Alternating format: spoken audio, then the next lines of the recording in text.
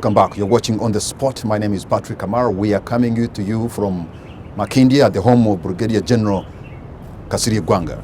Before we went to the break, I was trying to ask a question whether, Brigadier General, you are a frustrated man, and you said no. No way. No way. In fact, I'm one of the happiest generals you can imagine. But there are some of those officers, I don't know what you make of them, whom you served with for some time, and they have now parted from the UPDF and the army. I'm talking about Colonel Kizza Besigye, Major General Mugisha Muntu, Major Kazora, and people like those who have realized that things are not really good that they should be. I told you they never went to boot camp. Boot camp is like for scouts. Oh my God. Boot camp is like a sakate. Is that what you mean? When they recruit you in the army, you go to boot camp. And they train you to be a soldier. They never had a chance to go to boot camp. They found themselves in the bush fighting, handling guns, not even knowing how to treat soldiers, how to lead. So what do they lack for not having been in this, what you call boot camp? Discipline. Are you saying Major General Mugisha Muntu is not a disciplined officer? He's not. He had the army for 10 years. He left them in this Mama Ingia Poly. Work it out. If we looked at the individual you're talking about and yourself, sir, you think you're more disciplined than General Muntu? Oh yeah, I am. When I go after something, General Muntu has never, he led the army for 10 years. To me, he failed, but he worked hard because he had a war on his hand, this northern war. But then he never came out with a solution as an army commander. He never consulted people like us. That war wouldn't have gone on like that if he had sat down with us and consulted us. How disciplined are you, especially when you suggest that people who are corrupt should be taken to the Constitution Square and shot? I never said the Constitution Square. Don't shoot them in public. Take them to Luzira quietly. And murder them in Luzira? Murder? You have a case to answer. You've stolen 2 billion. Everyone knows about it. You are condemned to death. We don't put you on a death desk. Raw. That is extrajudicial killing. That's what you're talking about. They shouldn't be hard in court. No, you're taking me now into your hard talk, extraditional justice and all that kind of stuff. That's what I'm telling you. When you want to... This is Africa. China today is the second in the world. What do they do to the corrupt officers? China. They go through courts of law. After that. The court decides. After that. Then it is implemented, whatever has been decided. But your solution was capture them, take them to Luzira and shoot them. No way, that is what I'm telling you. The courts of law decide death, then we kill you. General Kasirye Gwanga, you are a violent man, aren't you? I'm not. Have you ever had me anywhere in town in Kampala violently doing anything? Have you ever had me going to a bar, drinking in a bar? I don't. I don't mix with you guys. Why is it that your name, almost your middle name, is controversy? People just don't know who they are talking about because they don't approach me. I always keep my distance. When I get in my vehicle, my Bo. Bo is your dog? Sure. That's all. I don't have nothing to do with it. I never visit. And I don't like visitors. My door is always My gate is always open, but you just don't walk in here. So that's also saves me from whatever. For a man who has sacrificed and been in the army for 41 years, has it been worth it? Oh yeah. Oh yeah. That's why you In are what sitting- respect? That is why you are sitting here in my compound. You don't go in compounds all over the country interviewing people. But you are here today, NTV, Kasirye Gwanga. Why? When you tell them Kasirye Gwanga is going to be aired on air, everyone is going to tune in. Who is Kasirye Gwanga? That is the mystery about living. You've got to leave a legacy. Even if I die today, they always remember there lived a man called Kasirye Gwanga. That's what we should live for. Are there disgruntled officers who want to retire and like Sejusa, but their pleas have been ignored? What do you say about that? I also would like to retire. But when we think about it, I think the old man is worried. He has us. He doesn't trust most of these ones around.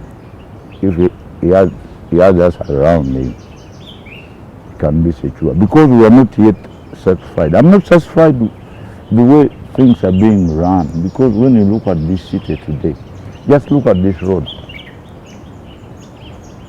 Just look at it. Just 4 kilometers away from the city center. In fact, your beautiful trees have turned brown because of dust. Exactly. If I didn't have those shrubs around me, I wouldn't be living in this house. What kind of a country are we? Because, like I told you, everything was decentralized. We said you take over, but what are you doing? Wrangles. You find Jenny from CC, Kwago, we got an Englishman here, he's called Ian Clark. He's Busua.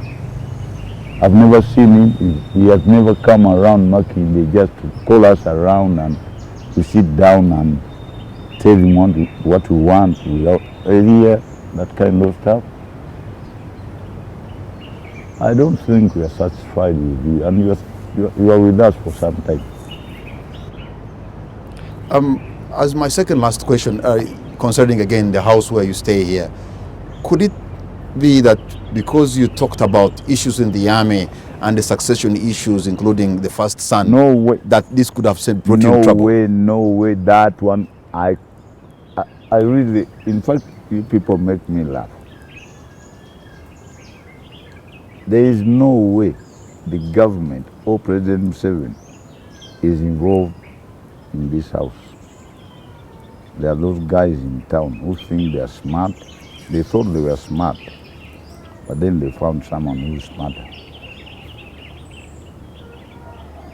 No way. Government? No way. At This 6, is more stuff. A lot of people are chapping about it. I think it's political. But I don't have nothing to do with Mohozi. Like I told you first, I just said Mohozi should come out as Mohozi, not Museveni's son. Then everything will come out fine. I would even support him. Being a soldier, I would feel safer if Mohozi takes over. If he can convince people that he can take care of this country. Because he's also a graduate from Leavenworth. You know, in Leavenworth, they tell you it's a passport to everything. The moment you graduate from there, they teach you leadership, they teach you everything. So Mohozi stuff doesn't involve in Makinde saga. you turned 61 on Monday this week. Yesterday. Yes, Yeah. you turned 61 on Monday this week. Sure. Aren't you looking forward to retiring really? I would like to retire. What is holding you? I'm worried about you guys. I don't trust you. First of all, you tell lies. I don't like people who tell lies. You've been telling people lies. Members of Parliament tell lies. Today morning, when I was listening to news, they were telling me about 500 families in my gate with jiggers. 500. You find it out in my gate with jiggers. And you think I want to retire and leave people with jiggers like that? You guys, you have messed up yourself. So you want to stay around and do what exactly? Yeah, just try to guide you. You do it this way, do it this way. Eventually we are going to get to where we want to be. I don't know how long it's going to take, but 65, I will just give up and say, this is it. But at least 4 years, you still need us. You've been in leadership before in local government. You were LOC5 chairman, Mubende. In fact, you You called got yourself a governor. governor. But Mubende is still struggling. No, when I left them, they messed up. That's what worries us. 5 years, we really did a lot of work in Gwanga. Let me tell you, when I went in there, I made a unit of tractors, 5 of them. I told them there's no way you can go with these hoes and all that kind of stuff. Let's use tractors. And everyone was happy. When I left, they sold the tractors. So what kind of guys are you? Yesterday, I saw that a report that the army salary have been increased and the 4-star general is getting 1.6 million shillings. And I'm wondering, you are a 1-star general, so I don't know how much you'll be getting, but I think lesser than that. How do you survive, and what else do you do for a living, General Kasirye? Oh yeah, I've been working for my lifestyle. I've got kids, I've got to take care of my kids. Some of them live in US, some of them live in London. I work, agriculture. That's where I get my money. Brigadier General Kasirye Gwanga, thank you very much for being on the show tonight. Thank you. Thank you for hosting me. It's been a pleasure to being here Okay. in a place that many people are scared to come around. I'm told you've been staying on a trench and you have put landmines surrounding your house so that whoever comes. You come here, I blow you out. And there he goes. Brigadier General, the one and only Kasirye Gwanga, once Governor Mubende, controversial, brave soldier, trained at the elite staff college in Leavenworth in the United States, a man who has strong opinions about leadership and Uganda in general. And that brings us to the end of tonight's show. Join us again next week when we bring you yet another edition of On the Spot.